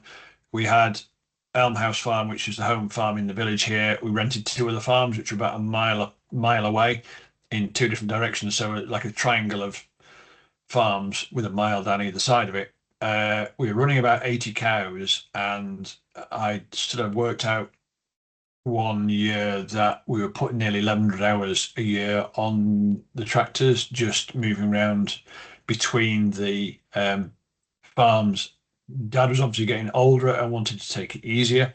Me being a young idiot decided that I wanted to carry on and possibly try and I've also got siblings as well, so take my proportion of the money out of the farmstead up in the village, where I've got a bit of planning on it, and develop something that I could work on my own. So this was actually the first plan that I sort of drew. So number 5 in the corner there is the workshop. Number 1 is what we call the bull shed. Number 2 is the cow shed in the middle. Number 3 is the heifer shed. Number 4 is the handling system shed, and number 6 is the straw shed. This was the first one I drew. I probably drew another 150 other plans afterwards, but I kept coming back to this. I couldn't improve on this because of its simplicity, and I believe in simplicity in everything that's everything I do on the farm here. Keep it simple. It can't go wrong. It doesn't cost you a fortune.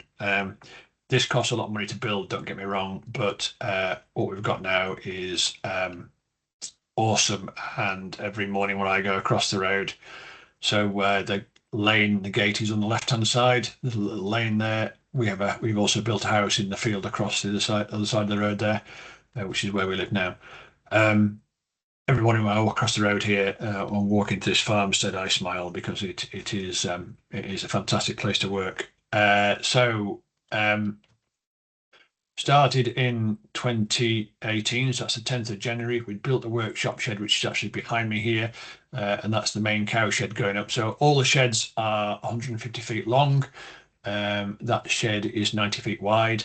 The other ones on either side, so number 1 and number 3, are 45 feet wide, and the isolation shed as well is 45. So basically 150 feet long and multiples of 45, just to keep it simple. So this is the cow shed.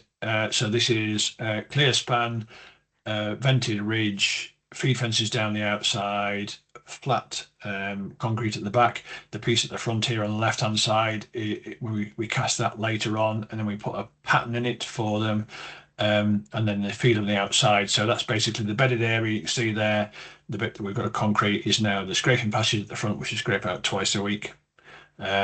Dividing wall, gate at either end, so you can move cattle around. There's just one central gate in this side here, so pens are 5 bays, which is 75 feet long, and the idea is that each pen has 30 cows in it, which is where we are up to now.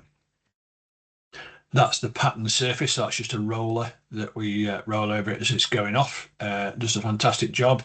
The only problem is it's an absolute sod to pressure wash out. Trying to get muck out of that is just unbelievable in the backside. But this is the heifer shed, so this is the smaller 45 foot wide one.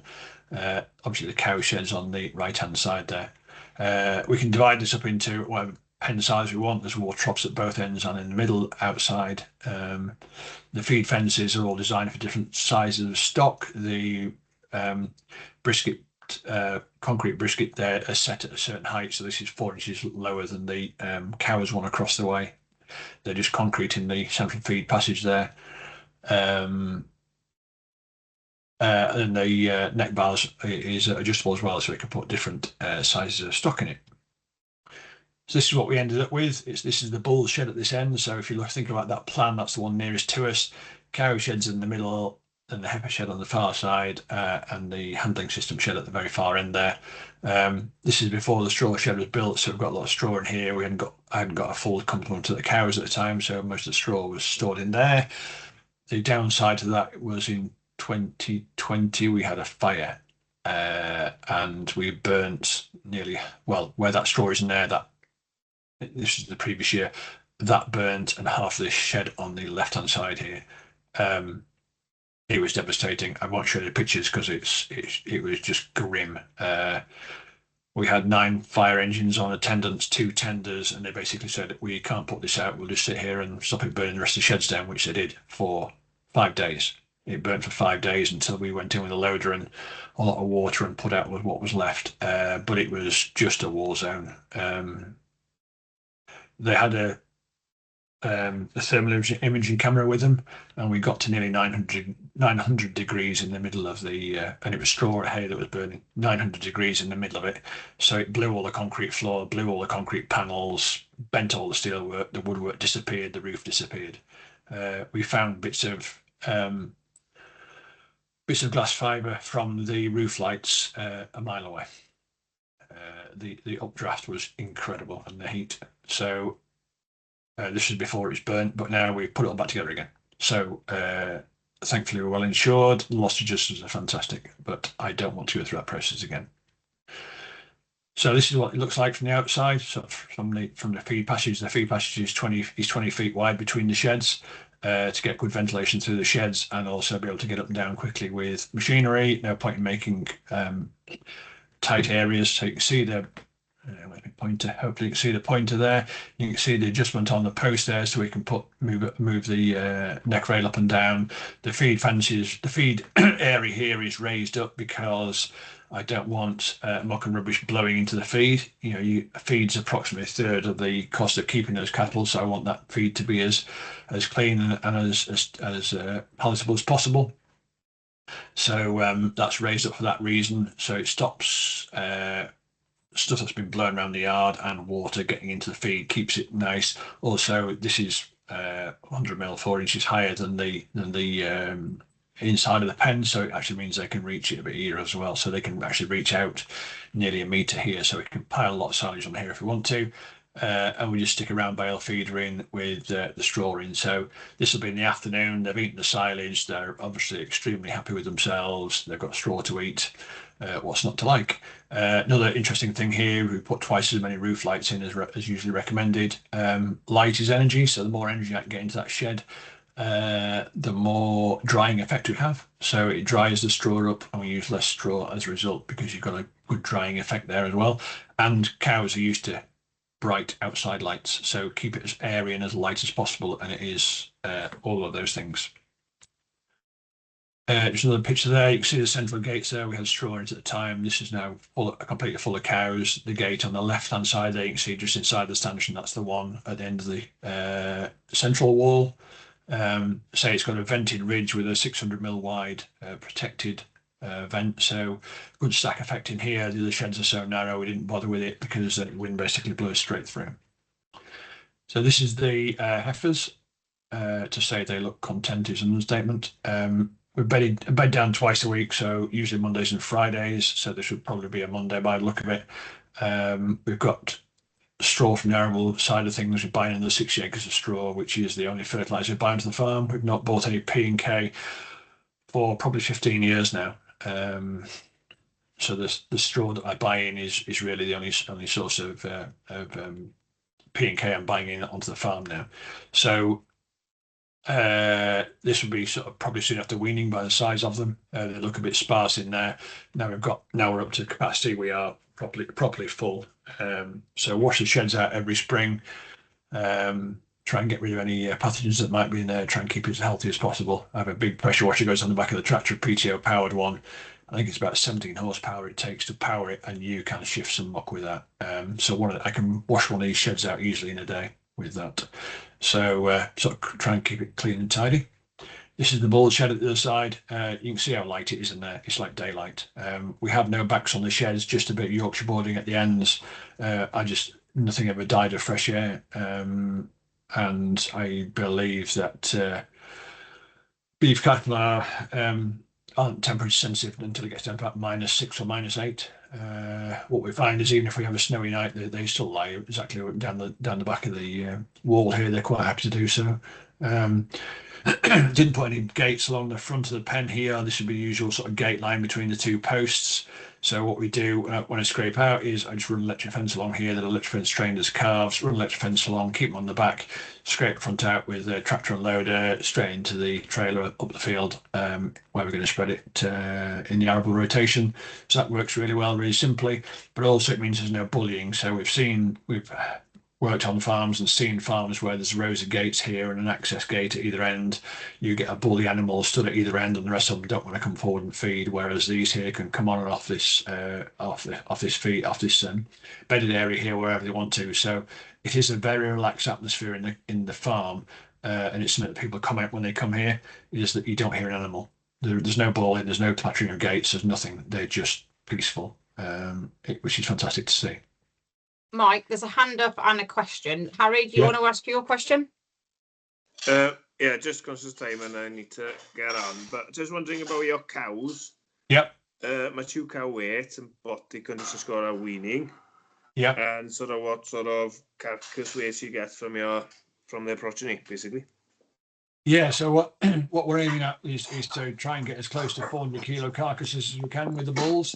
And the aim is to try and do that obviously as fast as possible. So usually we're in that sort of 13-14 month range. So if everything goes according to plan and we get the right genetics and they stay healthy and we feed them well and everything works in our favour, the intention is to try and get 1 kilo of carcass gain a day.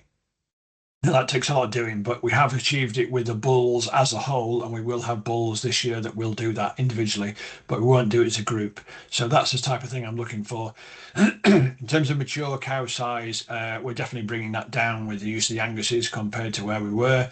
That's another problem with the Norwegian Reds. They're big framey cows, and they kind of shift some stuff if they want to, but they don't then put it on the backs, which is what I want them to do. So we're bringing our mature cow sows down. I don't really put I don't really care for the weaning percentage, because what I want is a weaned calf that has a genetic potential to grow as fast as possible and get to as big a weight as possible. So if you have a really small cow, the calves don't generally tend to grow as quickly. They just, because of the breeding you've got in there. So I'm quite happy with a slightly bigger cow because I've got access to loads of relatively cheap straw here, which I can feed cheaply. So a bigger cow with bigger capacity, I can feed as cheaply as a small cow. She keeps, relative for her size, she requires less energy than a smaller cow. The smaller the animal, the more energy it requires relative to its size, its weight. And those slightly bigger cows will produce me an offspring that will grow quickly. And we talk about sort of feed conversion, and the most important thing is to finish these animals as fast as possible. The other thing to think really strongly about is the fact that if you've got an animal that is growing and you're feeding and you're making a profit on, the longer you can keep doing that, the better. So if you've got animals that finish at 320 kilos, and let's say you were making 50 pence a day profit, you were making 50 pence a day profit on those animals while you were feeding them in the pen. When you get 320, you got 320 kilos, so that's it. If you can go to 400 kilos, that's another 80 kilos of dead weight, which is another 150 kilos of live weight roughly. So you can keep feeding that animal for longer and make more profit from it. Hopefully that makes sense to you. So I want I don't want to keep them on the farm as long as possible. I want them to get as big as possible because that's how I make more profit. I only have 120 cows, so I only have 120 animals to sell. So I want to make the most profit from those animals possible. So that is to get them as big as possible, hit the spec, and possibly get some bonuses as fast as possible. So I know it's a contentious argument, but we've done we record everything all the time. So we record birth weights, weaning weights, live weights when they get on the trailer, dead weights when they're hung up at ABP. Everything goes to ABP apart from what goes through the box B scheme. So we've got a lot of data, and there is very, very little difference between the output of a small cow and a big cow when you account for the area that those relative cows are going to use. Yeah, thanks. So how heavy are your cows? Are we? Yeah, so the average weight this time at housing was I think 782 or somewhere around there, which is a little bit. It can come down a bit more. We have smaller cows on the farm. There's some of the big Norwegian Reds, they're probably sort of rocking 900, but they're big frame cows, and they, interestingly, their calves are always the first ones off the farm. So we usually have to wait until they're 12 months old when we sell them, and I've got to sell them because they're getting near that 400 kilo carcass. So they're doing 400 kilo carcass in 365 days or 366 days as it is now. They really do rock and roll. So it really, it's a real eye opener at times just how these animals can perform if you can get everything right for them. But as I say, you've got to get your health right, your feeding right, your housing right, and this is why I wanted to show you these pictures of the farm. Now, this is integral to what I do because this keeps them very healthy. They're very happy. They're very low stressed, and I can keep more cattle myself. If I had the 3 farmsteads, I couldn't farm this. I couldn't farm this number of cattle on my own. There's no way I could do it. Okay. It used to take us 7 hours a day to go around, feed everything, move, feed around, do everything else. I'm doing it in about an hour and a half, 2 hours now. So, all right, thanks for your question. Okay, thanks. Okay, I'll let you just carry on, Mike, and then I'll ask any others if we've got chats at the end. Yeah, so the big sheds are handy during the summer. So that's the wheat harvest tip there before it's loaded up and goes into store, or we sell it directly. So you can see how well the sheds clean every year. This is post fire, so if you look at the far end of the shed, how dark the timbers are compared to the timbers on the right hand side at the top there. There's still quite a lot of smoke damage in places, but the everything was okay. So yeah, it's still in my mind of it. That's the straw shed we built. This is 50 feet by 90 feet, 22 foot to the eaves, so I can get about 700 big square bales of 8 foot long, six banders in there, which is pretty much what we need to do. Really interesting thing here that we did was on the front here, we took every other post out. So if you look along the back, these are 15-foot bays, whereas at the front here it's 30-foot bays. This makes a massive difference when you're moving in and out of the shed anytime, no matter what you're doing, especially when you're stacking bales, because you've got 2 or 3 bales on the loader, you can't really see where you're going, and you've just got a huge, great big area to go through here. So if you are ever going to build a straw shed, build it with 30-foot bays, because it's just eye-openingly brilliant. Yeah, so that was the plan as it was, and that's what we've got there. So that's the straw shed we just looked at there, and sort of viewed from that side. Main cow shed, heifer shed, bull shed, and then the isolation shed. So this is the one. It's isolation, pens at the top here, handling an office. So that the end bay is an office. You can see it down the far end there, and then the handling system and the gates. So 45 feet wide again. So 50, just slightly more than 15 feet wide to this post here, 12.5 foot wide passageway, and then the same repeated on the left hand side you can't see here. So this is set up for calving.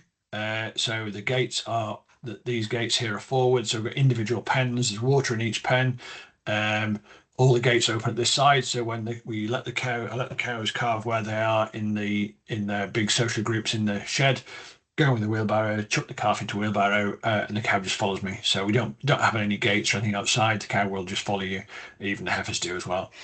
Bring them in here, open the gate, tip them in there, give them 24, 48 hours to bond. You can make sure they're sucking. You can see them easily. You can see through the gates.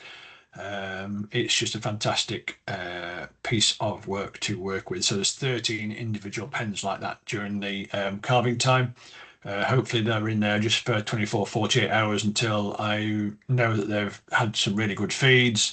They're totally bonded on, cows cleansed. I dehorn them all at 2 days old, and it needs doing, so I can do that while they're in there as well, tag them and weigh them. So it's a really fantastic facility. So that's when we're calving, or we can also use them for isolation or hospital pens as well. When we come to handling these gates, you can see here, just fold back against the wall. So now you've got one big long pen, which is what is it? It'll be 7 bays. So it's 105 feet long, 45 feet wide. So you can get about 65 cows in there at once. So there's a doorway on the right hand side here. It leads you out into the field, which I'll just go back a couple. Where are we? Oop, too far. You can just see here that that's the end of that shed there. So these doors open and we're out into the fields on the left hand side and away. So it's really easy to get the cattle in. So when I'm serving, just open it up, walk them down through there. Or when I'm handling them as well. So this autumn I had 110 cows and calves out in the back field. So this is just me here. I brought them in 3 groups into here, split the cows and calves off, and then split the heifers and bull calves off and housed them. And it took me 2 hours and 20 minutes. That was on my own. The speed you can put animals through the system is just unreal.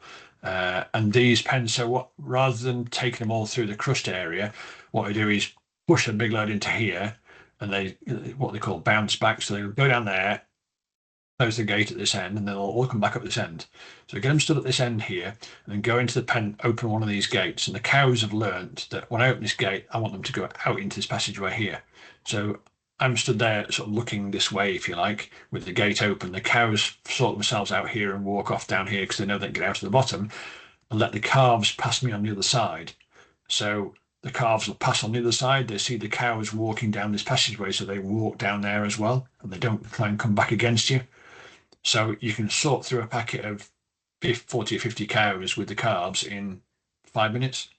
Then you've got all the cows separate.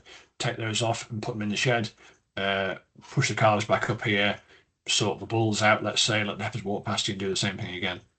So it's just a fantastic system. That's a bonus to how I designed it, to be fair. I didn't expect that to be the case.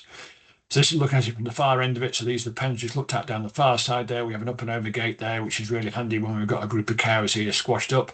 We empty the handling system, we swing this gate up, they walk underneath it, swing it round behind them.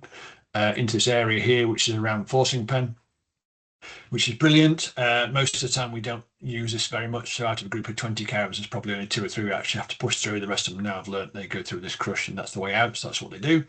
Curves race here, which is got stop board on both sides, so they can't see out. Curved is really important because cows don't like being left on their own. If they see a cow walking off, they want to know where it's going. So as they see a cow walking off round the corner here and they start to lose sight of it, they then sort of don't panic exactly, but that's their cue to, that's they're walking off, they're leaving me, I don't be on my own, and they follow in. So the curve bit is really important.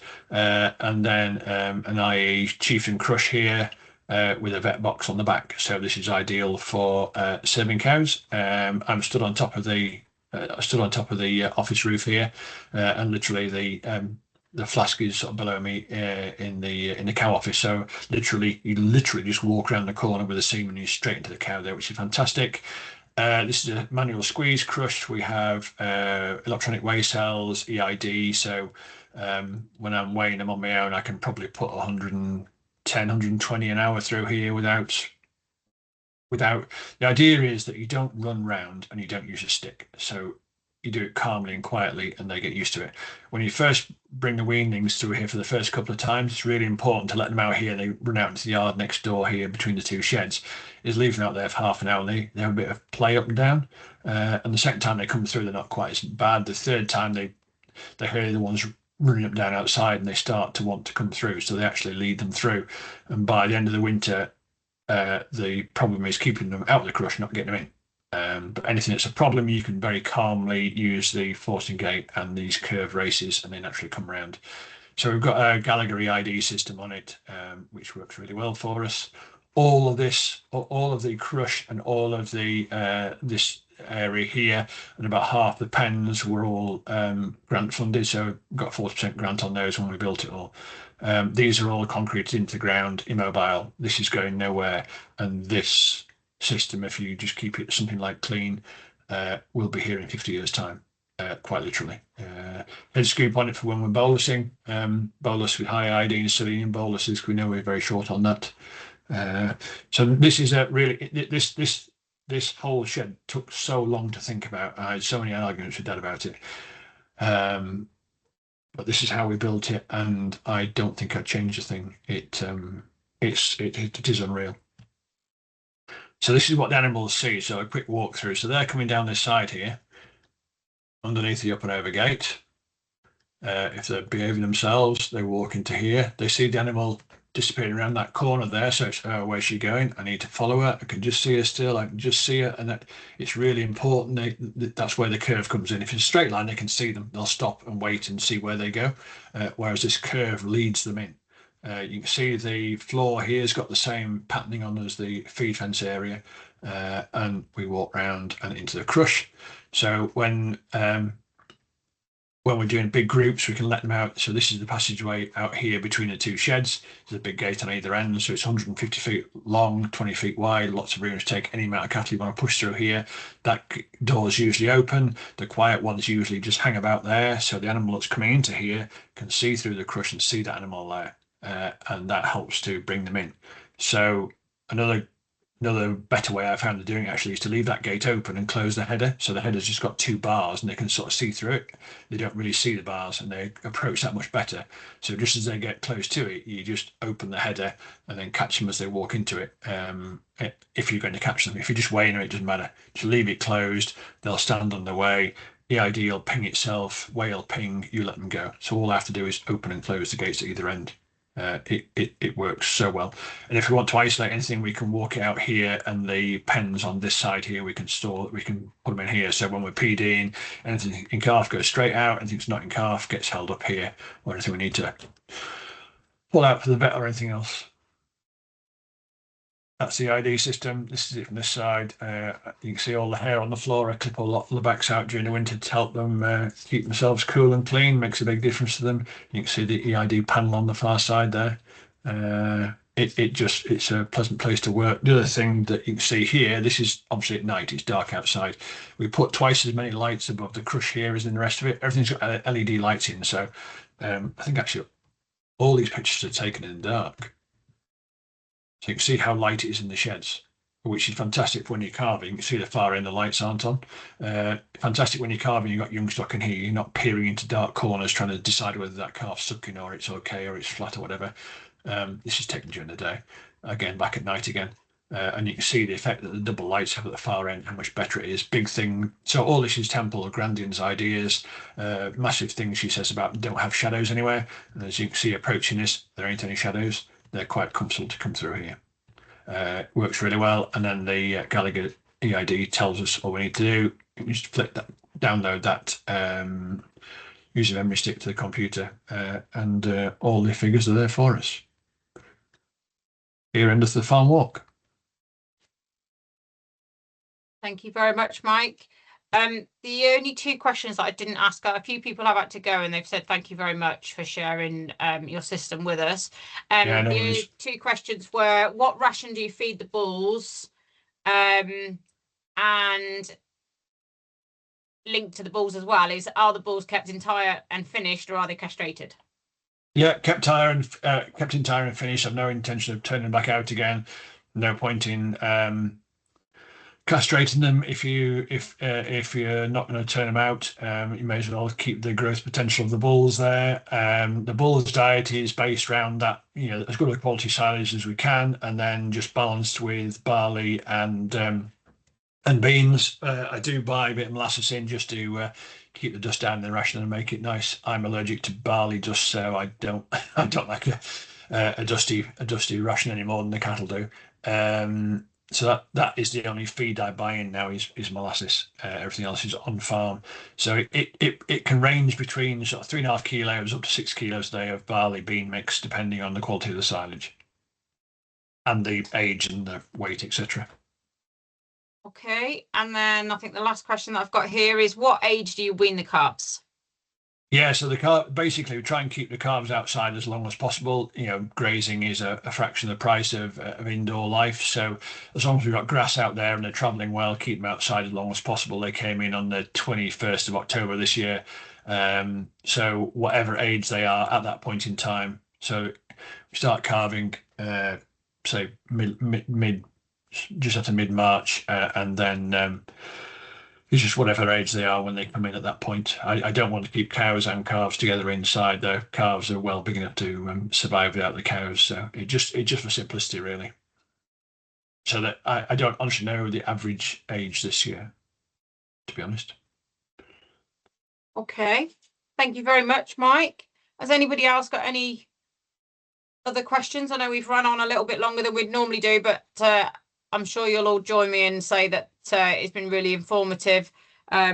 I love the way you've used your dog and photos to know the difference of the height of the different crops, Mike, and also fascinating to see the difference of the soil from the way you've changed it and the way you've changed your system to the regen elements, to show that photo that just showed the difference in the soil is just amazing to see how it's changed over quite a short period of time, really, to how much it's improved. So thank you very much for your time, Mike, and thank you for everybody else for joining us this evening. It's been really, really great to have a walk through, obviously, those various elements and to see how you've designed and built and now obviously working operation of your farm. So thank you very much, Mike, and I'm sure there's lots of thank yous in the chat. So and I did also just pop a link to Gabe Brown in the chat as well. Great, thanks. If anybody wants that. So thanks again, everybody, and we'll see you again soon. Thank you. Thanks for the questions. It's always good to get inspired. Thanks. No worries. Thank you, Thanks Mike. again, Thank Mike. you. Thank you. Thank you. Thank you.